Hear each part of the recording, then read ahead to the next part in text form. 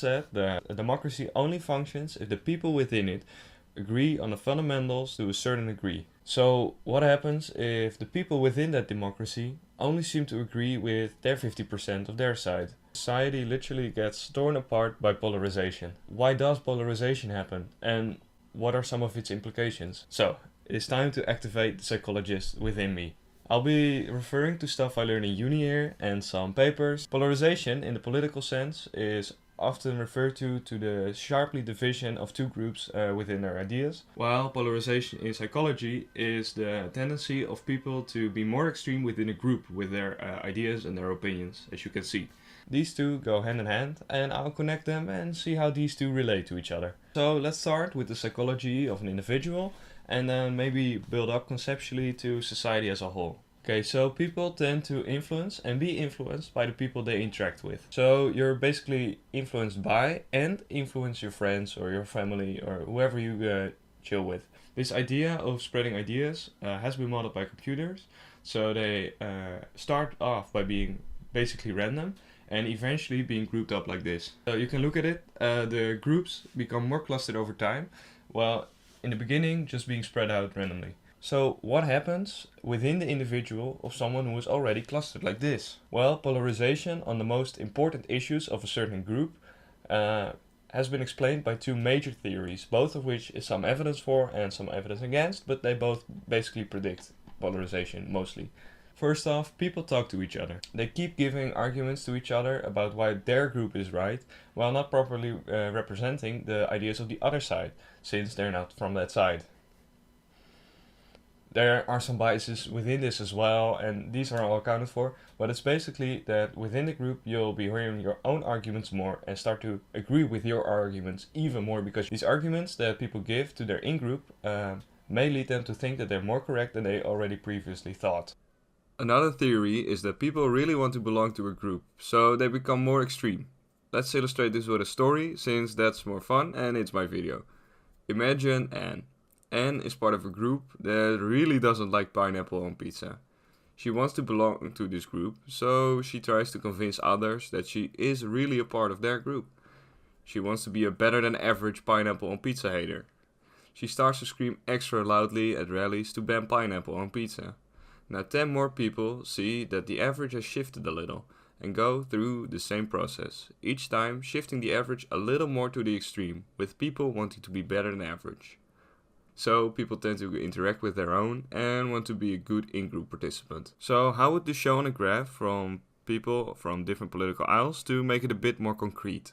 Here we have a graph of both Republican and Democrat voters and whether they follow Trump, follow only Clinton, follow both, or follow neither. Here I just want to point out the polarization issues instead of diving into the politics itself. Here we can see that the Trump supporters mostly just interact with their own in-group.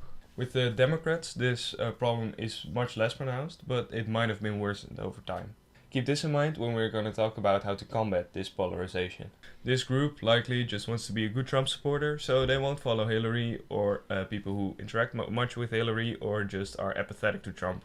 Here, in this graph, the problem is much more pronounced in the Trump supporters part, but this was from like 8 years ago and polarization has only increased since then, so it wouldn't surprise me if the Democrats right now are also more like this than what it is now, or in this graph. Anyways, to go a little bit further and to corroborate this graph, we'll just look at some other evidence. Here the dimension is basically that if you're closer to -1, you're more polarized as a Democrat, while if you're closer to 1, you're more polarized as a Republican. Here we can see that the Republicans have strongly polarized over the couple last years. Note that this is only up to 2011, so we don't know how it looks like in 2024.